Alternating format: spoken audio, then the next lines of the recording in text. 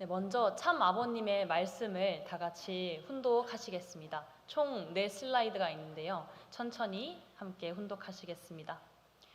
왜 지금까지 사탄이 기독교를 싫어했느냐 하면 거기에는 신랑 신부의 개념이 있기 때문입니다. 예수님이 주장한 것이 뭐냐 하면 나는 독생자다 한 거예요. 그 말은 어떤 경서에도 없는 것입니다. 나는 독생자다 할 때 누구를 중심 삼고 독생자냐 하면 하나님을 중심 삼은 독생자라는 것입니다. 이건 놀라운 발표입니다. 사탄 세계에 독생자가 왔다면 큰일이라고요. 하늘나라의 왕자님이 왔다는 말이라고요. 그렇기 때문에 사탄 세계가 기독교를 핍박하는 겁니다. 원수 중에 원수라는 거예요. 그러한 기독교가 지금까지 거쳐 나왔다는 것입니다. 그러면 독생자로 오신 예수님이 이 땅에 와서 뜻을 이루었느냐 하면 뜻을 이루지 못했습니다. 그러면 독생자로서 무엇을 찾아왔겠어요? 독생자가 독생자를 찾아오지 않습니다. 독생자가 무엇을 찾아와야 돼요? 독생녀를 찾아와야지요. 그래야 맞는 거 아니에요? 독생자가 이 땅에 왔으면 독생녀를 만나야 됩니다. 독생녀가 없으면 만들어내든가 숨어 있으면 가서 빼앗아 가지고라도 만들어 놓아야 된다는 것입니다. 이런 내용이 문제되는 거예요. 그러면 오늘날 종교 중에 종교는 기독교인데 기독교는 무슨 종교냐? 이스라엘 민족이 예수님을 죽였는데 그 이후에 기독교가 나왔습니다. 그 기독교가 어떤 종교냐 하면 신부 종교입니다. 주님이 올 때 어린 양 잔치를 한다고 했지요. 1등 신부를 맡기 위해서 잔치를 하는 것입니다. 예수님이 독생자라 온 목적은 누구를 만나기 위한 거예요? 독생녀입니다. 독생녀가 목적이지 기독교가 목적이 아닙니다. 기독교 종단이 문제가 아니라고요. 기독교 나라가 문제가 아닙니다. 그것을 알아야 돼요.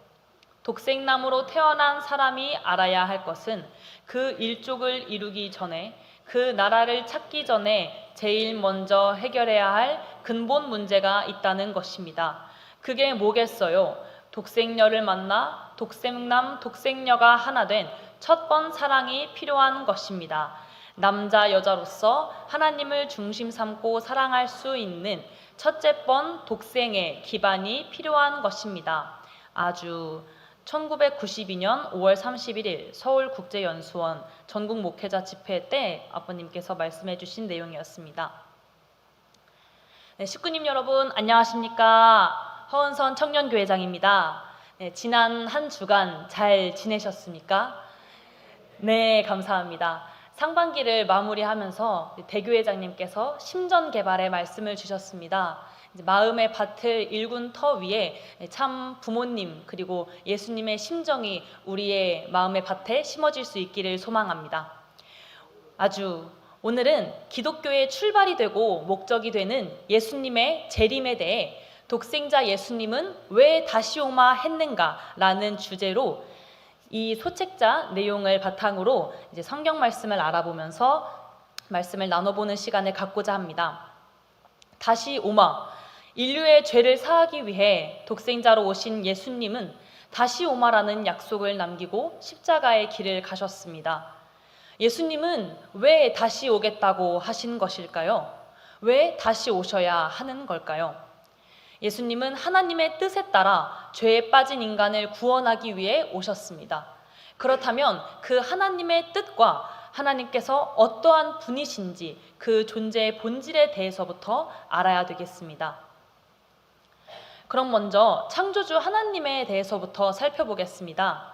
창조주 하나님은 만유의 제1원인자로서 인간을 비롯한 모든 피조 만물을 창조하신 분이십니다.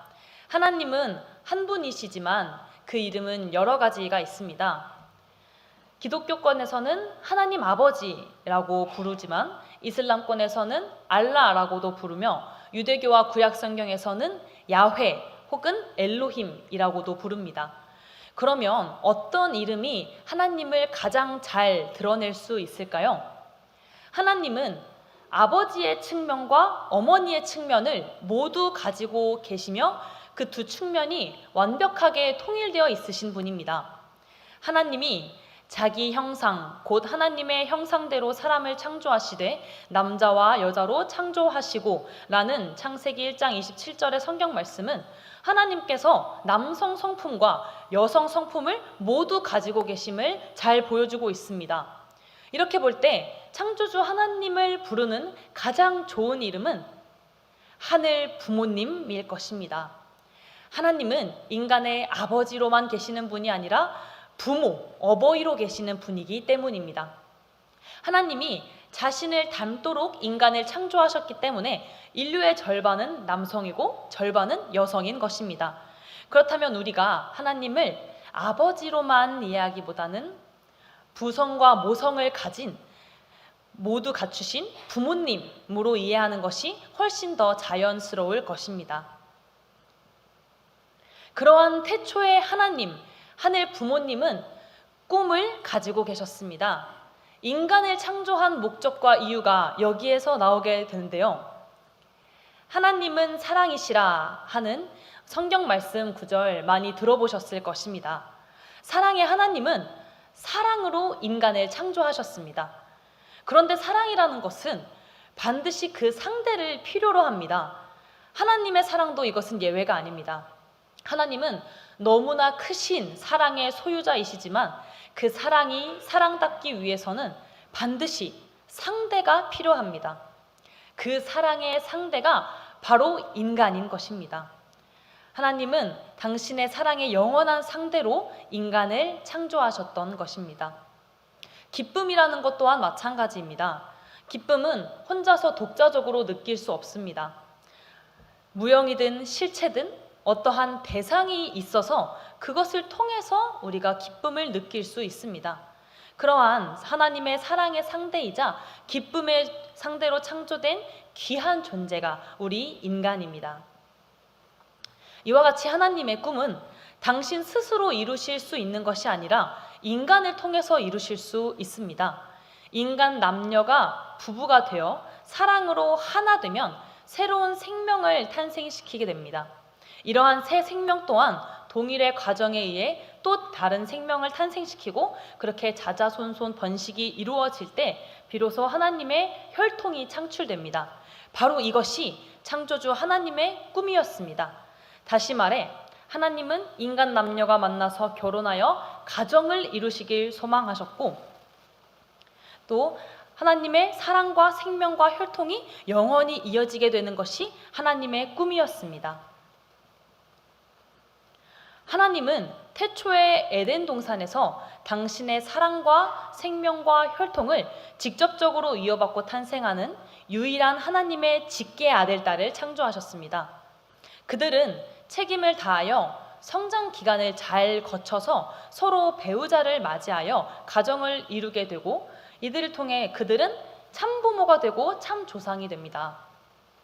이러한 사명을 부여하고 하나님이 직접 탄생케 하시는 아들과 딸을 각각 독생자와 독생녀라고 합니다. 태초에 하나님은 에덴 동산에서 그것을 시도하셨습니다. 당신의 손으로 직접 인간 남자와 여자를 만드셨습니다. 그런데 안타깝게도 그렇게 창조된 최초의 인간 한 쌍은 성장 기간에서 책임을 다하지 못하였습니다. 뱀의 꼬임에 넘어가 하나님이 주신 계명을 어겨서 타락하고 말았습니다. 하나님의 꿈은 인간 남녀가 바르게 결혼하여 하나님께서 성경에서도 말씀하셨듯이 아담이 혼자 있는 것이 보기 좋지 아니하였더라 하는 말씀처럼 아담과 해와 남자와 여자가 서로 하나 돼서 가정을 이루었어야 했는데 그 정반대의 일이 벌어지고 말았던 것입니다. 이로써 최초의 인간 남녀는 그 모든 자격을 상실하게 되었습니다. 그들은 더 이상 하나님의 아들, 딸이라 칭할 수 없게 되었고 사탄의 아들, 딸이 되었으며 인류의 참 부모가 되는 길은 차단되고 말았습니다. 이러한 비극적인 상황을 수습하시고자 하나님은 즉시 새로운 섭리를 시작하셨습니다. 이 새로운 섭리는 인간 타락 이전의 섭리와 동일한 방식으로 진행됩니다. 직계 아들과 직계 딸을 다시 창조해서 그들로 하여금 인류의 참 부모가 되게 하는 방식입니다. 하나님은 한결같은 마음으로 독생자와 독생녀를 이 땅에 다시 탄생케 하시고자 애쓰셨습니다. 하나님의 입장에서 보면 지금까지 흘러온 인류 역사 전체가 독생자와 독생녀를 이 땅에 보내시기 위한 것이었다고 해도 과언이 아닙니다. 하나님은 4,000년이라는 오랜 시간을 거쳐서 수많은 민족 가운데 유대 민족을 선택하시어 길러 나오셨습니다. 그리하여 4,000년의 시간을 걸쳐 드디어 유대 민족 가운데 독생자를 탄생케 하실 수 있었습니다. 겉으로 보기에는 마구간에서의 초라한 탄생이었어도 내적인 의미는 다른 어떤 것과도 비교할 수 없는 고귀하고 성스러운 탄생이었습니다. 그런데 그것을 준비하신 하나님의 입장을 한번 생각해 보십시오. 얼마나 힘들었으면 4,000년이라는 시간이 걸렸겠습니까? 하나님이 세상을 이처럼 사랑하사 독생자를 주셨으니 하는 요한복음 3장 16절의 말씀처럼 하나님께서 이 땅에 독생자를 보내주신 것은 하나님의 지극한 우리 인간에 대한, 이 지상에 대한 사랑의 표현이었습니다.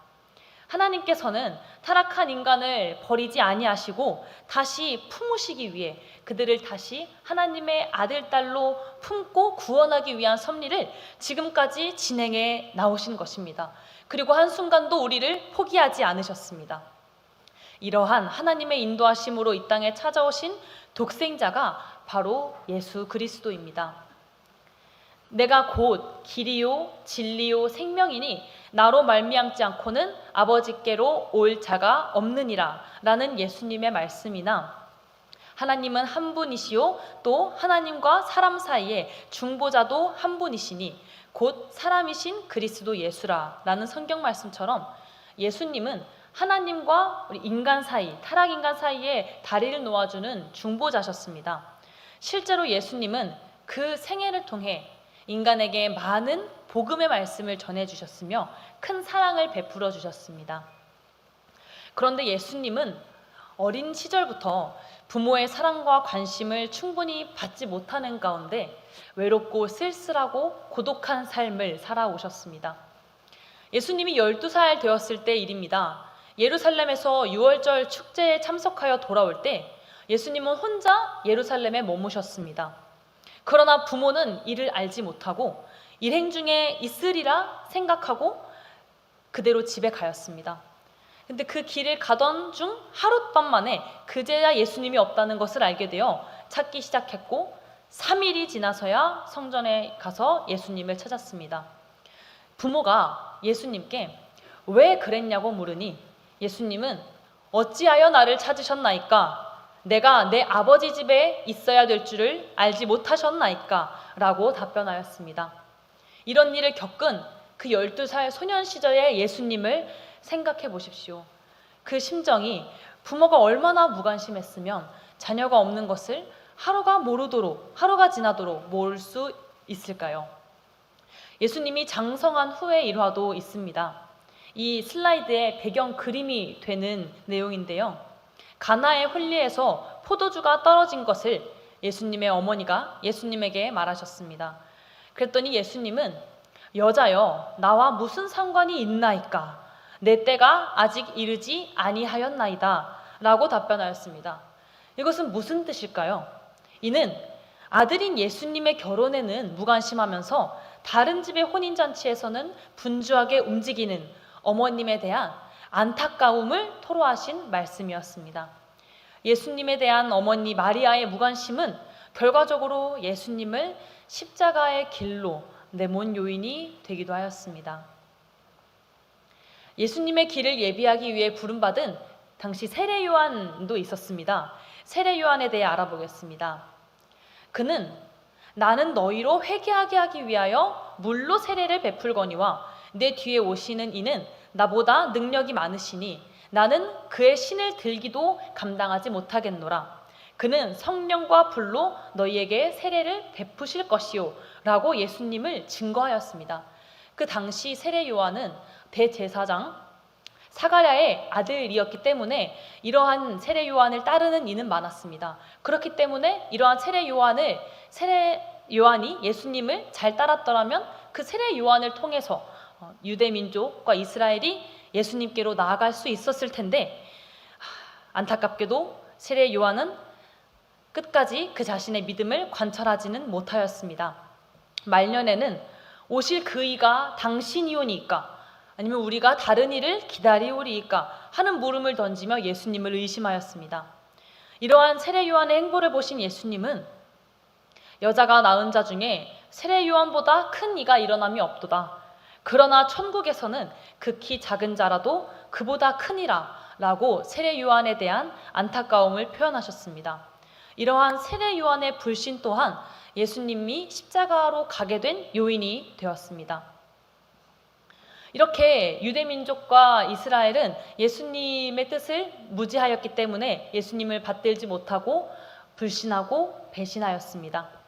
이러한 상황에 직면하신 예수님은 예루살렘아 예루살렘아 선지자들을 죽이고 내게 파송된 자들을 돌로 치는 자여, 암탉이 그 새끼를 날개 아래에 모음같이 내가 내 자녀를 모으려 한 일이 몇 번이더냐. 그러나 너희가 원하지 아니하였도다 라는 한탄의 말씀을 남기셨습니다. 예수님은 주변 인물들의 무지와 불신의 결과로 십자가의 길로 내몰리게 되었습니다. 이러한 십자가가 하나님의 섭리 안에서 어떤 의미가 있을지를 알아보겠습니다. 기독교인들은 이제 교회에도 십자가를 늘 성전에 걸고 교회 바깥에 외관에도 걸면서 이 십자가를 통해 우리가 하나님께로 나아갈 수 있게 되었다라며 그 타락인간의 죄를 사해주는 대속의 은사로 믿고 있습니다. 그 십자가가 예수님의 강림 목적 그 자체였다고 믿고 있는 것입니다. 그렇다면은 무엇 때문에 예수님께서 겟세마네에서 내 아버지여 만일 할만하시거든 이 잔, 즉 십자가의 길을 내게서 지나가게 하옵소서. 그러나 나의 원대로 마시옵고 아버지의 원대로 하옵소서 라고 기도하셨을까요? 만일 이런 십자가가 하나님의 뜻이었다면 예수님께서 그것을 회피하실 이유는 없는 것입니다. 또 무엇 때문에 예수님은 십자가상에서 엘리 엘리 라마 사박다니 나의 하나님 어찌하여 나를 버리셨나이까 라고 하나님에게 소리치셨겠습니까? 만일 십자가가 하나님의 뜻이었다면 하나님이 그를 버리셨다는 표현은 맞지 않습니다. 물론 예수님께서 십자가상에서 다 이루었다라는 말씀을 남기시기도 하였습니다. 그러나 이것은 십자가를 통해 하나님의 뜻이 온전히 이루어졌다는 뜻이 아닙니다.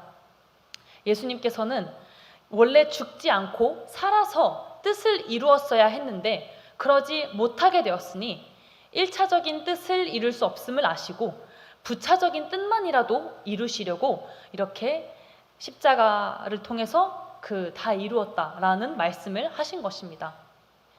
예수님에 대한 하나님의 본래 뜻은 십자가가 아니었습니다. 십자가는 섭리적 차선책이었지 하나님이 처음부터 의도하신 결과는 아니었습니다.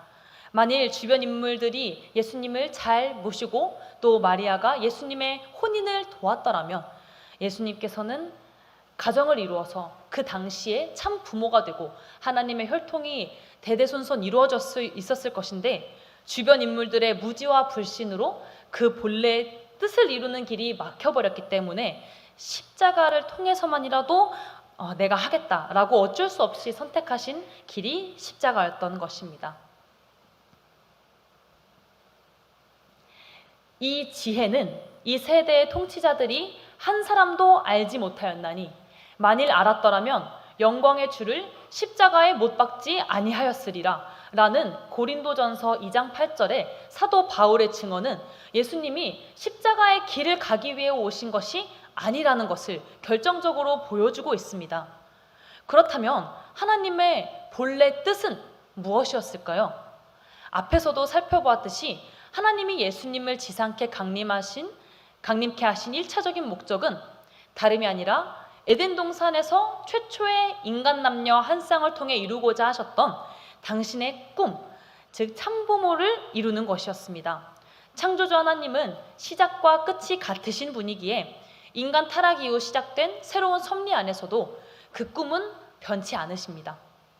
하나님은 최초의 인간 한 쌍을 통해 이루고자 하셨던 꿈과 똑같은 꿈을 예수님 때에서도 그리고 지금의 때에도 이루시려고 하시는 것입니다. 그렇게 독생자와 독생녀를 땅에 보내서 이루려 하셨습니다. 에덴 동산에서 하나님이 가지셨던 꿈은 최초의 인간 남녀가 이제 하나님의 뜻대로 결혼해서 가정을 이룸으로써 하나님의 뜻을 중심으로 모든 인간과 자연 만물이 어울려 사는 지상 천국을 이루는 것이었습니다. 그래서 예수님께서는 이렇게 말씀하셨습니다. 회개하라, 천국이 가까이 왔느니라. 천국이 어디에 가까이 왔다는 말일까요? 이 지상에서 천국을 이루고자 하셨던 예수님의 말씀이었습니다.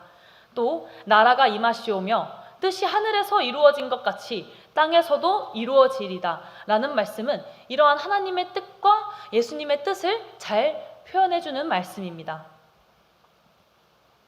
십자가의 길을 가시면서 예수님은 다시 오겠다고 하셨습니다.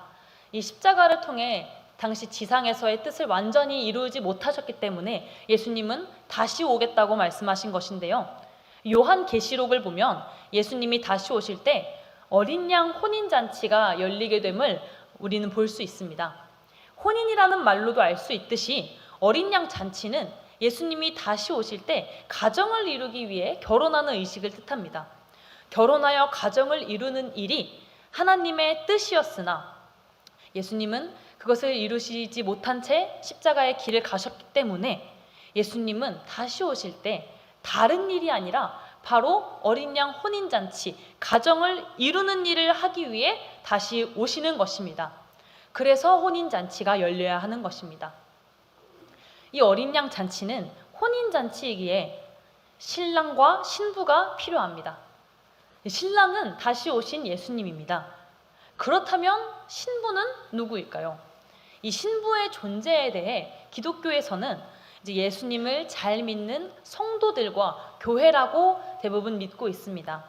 신랑 되신 다시 오시는 예수님을 성도로 우리가 신부와 같은 입장에서 신실한 믿음을 가지고 잘 맞이해야 한다는 그런 믿음입니다. 그러나 정말 그런지는 생각해 보아야 합니다. 예수님은 진실로 진실로 내게 이르노니 사람이 거듭나지 아니하면 하나님의 나라를 볼 수 없느니라 라고 말씀하셨습니다. 우리는 흔히 다시 태어났다라는 표현을 쓰곤 합니다.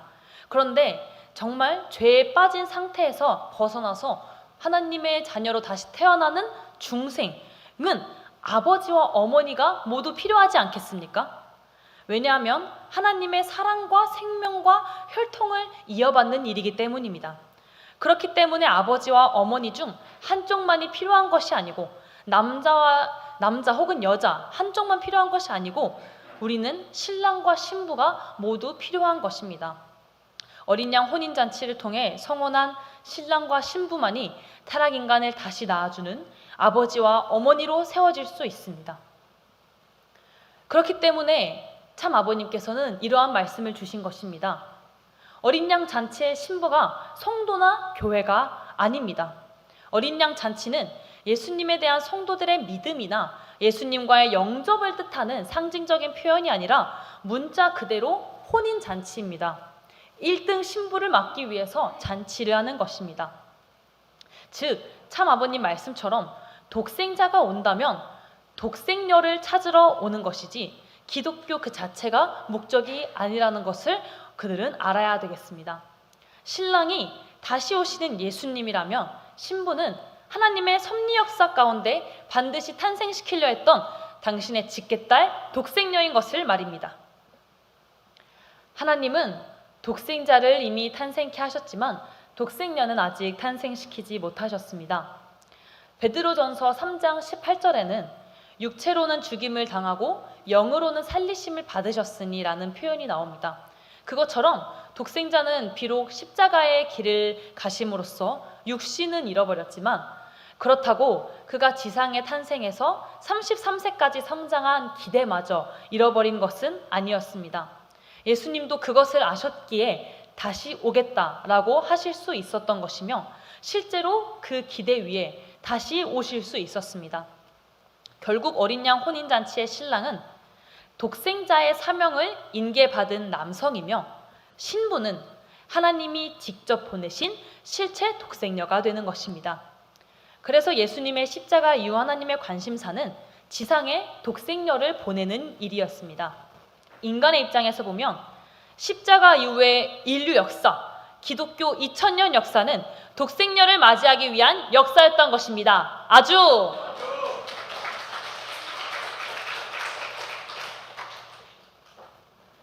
그러한 독생녀를 보내시기 위한 하나님의 섭리 역사는 또 2000년간 내려오게 되었습니다. 예수님은 십자가 이후에 3일 만에 부활하셨고 그 50일 후에는 사도들이 성령으로 충만하게 되는 역사가 벌어져 이를 계기로 기독교가 출발하게 되었습니다. 기독교의 2000년 역사는 성령의 역사로 이끌어졌다고 해도 과언이 아닙니다. 초대 교회 시절의 기독교는 로마 제국으로부터 극심한 박해를 받았음에도 오히려 믿음을 더욱 굳건히 하였습니다. 중세 사회 때 기독교는 인간 중심으로 변모하다 보니 다소 길을 헤매게 되었고 이를 바로잡아야 할 필요성에 따라 종교개혁이 일어나게 되었습니다. 종교개혁 운동은 1517년에 마르틴 루터가 95개조 의견서를 제시하여 면죄부 판매를 비판한 것을 도화선 삼아 유럽 전역으로 확산되었습니다. 그리하여 1543년에는 장칼뱅이 당시 가톨릭 교회의 부패를 개혁하고 참된 교회 회복의 필요성과 그 방안을 담아 교회 개혁의 필요성이라는 논문을 제출하였습니다. 이를 통해 신성 로마 제국 의회와 황제는 받아들였고 개신교 신학이 정립되었습니다. 이와 동시에 하나님은 지상에 독생녀를 탄생시키기 위한 실질적인 준비를 병행해 나오셨습니다. 독생녀 탄생은 더 이상 유대민족에서 이루어지지 않습니다. 왜냐하면 유대민족은 독생자 예수님을 십자가 길로 내몬 장본인이었기 때문입니다. 하나님의 나라를 너희는 빼앗기고 그 나라에 열매 맺는 백성이 받으리라 라는 성경 말씀은 예수님이 유대민족이 아닌 다른 민족을 선택하심을 상징적으로 보여주고 있습니다. 그리고 그 민족은 바로 동양의 한민족입니다. 다른 천사가 살아계신 하나님의 인을 가지고 해돋는 데로부터 올라와서 라는 요한계시록 7장 2절의 성경 말씀은 하나님께서 해돋는 곳으로 표현된 동방에 위치한 어느 한 나라를 선택하셨음을 나타내고 있습니다. 이렇게 볼 때 만일 하나님께서 선택하신 나라가 중국이나 일본이 아니라면 그 나라는 한국이 되지 않겠습니까? 우리 한민족은 경천애인 정신으로 반만년 역사를 이끌며 찬란한 수많은 문화를 꽃피웠습니다. 백의 민족으로 평화를 사랑했으나 많은 외세의 침입을 받았습니다. 그때마다 한민족은 짓밟혔으나 그 뿌리는 결코 잃지 않았습니다. 슬기와 끈기로 외세 침입을 물리쳤으며 자랑스러운 한민족의 나라를 굳건히 지켜왔습니다. 하나님이 왜 한민족을 그토록 큰 시련과 아픔을 통해 연단하셨는지 생각해 봐야 됩니다. 그것은 한민족에게 독생녀 탄생과 참부모의 출현이라는 커다란 사명을 맡기기 위해서였습니다. 그렇게 하나님이 선택하시고 길러 나오신 한민족 가운데 독생녀가 강림하였습니다. 하나님의 꿈은 독생자와 독생녀를 만나게 하여 가정을 이루도록 하시는 것이었습니다. 그런데 독생자는 2000년 전 예수님이시기 때문에 이미 육신이 없습니다. 그래서 다시 오겠다고 하신 것이며 실제로 예수님은 독생녀 강림의 때에 맞춰 다시 오셨습니다. 다시 오신 예수님과 독생녀가 만나서 결혼하는 날은 하나님의 꿈이 이루어지는 날입니다. 인류의 참 부모가 역사상 최초로 지상에 현현하는 날입니다. 본래는 에덴 동산에서 바로 이루어졌어야 했던 일이 마침내 하나님의 섭리 역사 6000년이라는 오랜 시간 끝에 이 땅에 이루어진 것입니다. 아주 그러나 이처럼 놀라운 소식을 아직도 듣지 못한 사람이 많습니다. 예수님을 잘 믿는 신도들조차 그것을 모르고 있습니다. 참 부모님의 현현을 통해 하나님의 꿈이 분명히 이루어졌습니다. 그러나 한편으로는 지금 지상에 있는 온 인류가 하나님의 진리를 바로 알고 하나님의 혈통에 접붙여질 때까지는 그 꿈이 완벽하게 이루어질 수 있다고 볼 수 없는 것도 사실입니다. 온 인류가 하나님을 부모로 모신 가운데 한 형제 자매가 되는 것이 하나님의 꿈이기 때문입니다. 에덴 동산에서 참 부모가 바로 현현했더라면 그런 고민은 필요하지 않았겠지만 지금은 많은 타락 인간이 이 지구성에 살고 있기 때문에 그들을 모두 하나님의 자녀로 되돌려 놓아야만 하나님께서 기뻐하실 수 있습니다. 따라서 우리는 하나님의 꿈의 진정한 실현을 위해 끊임없이 노력해야 합니다. 하나님의 꿈은 하나님이 6,000년 만에 최초로 보내신 초림 독생녀에 의해 이루어지고 완성을 보게 됩니다. 저희는 그런 6,000년 만에 지상에 탄생하신 독생녀, 그리고 성원하여 지상에 현현하신 참 부모를 이 땅에 모실 수 있는 엄청난 황금기적 시대를 살고 있습니다. 지난 6월 27일 참 어머님께서는 주요 섭리기관장 회의 때 말씀을 주시면서 천원궁 입궁식을 향한 지금이 섭리의 마지막 때임을 강조하셨습니다. 천원궁은 인류 역사 처음으로 하나님을 온전히 지상에 모실 수 있는 공간, 집입니다. 부모님과 함께 사는 집이 이 땅에 실체적으로 드디어 현현하게 된 것입니다. 하늘 부모님을 지상에서 모시는 생활이 천원궁을 중심으로 시작이 됩니다. 그러한 천원궁에, 즉 이 지상에 하늘 부모님을 모시기 위해서는 국가복귀, 남북통일, 신통일한 것과 신통일 세계를 이루어야 합니다. 이 가운데에는 재림 메시아와 독생녀를 맞이하는 기반이 되었어야 할 기독교가 하늘 섭리의 본질과 예수님의 본질을 알도록 가르쳐주는 것이 중요한 일이 되겠습니다.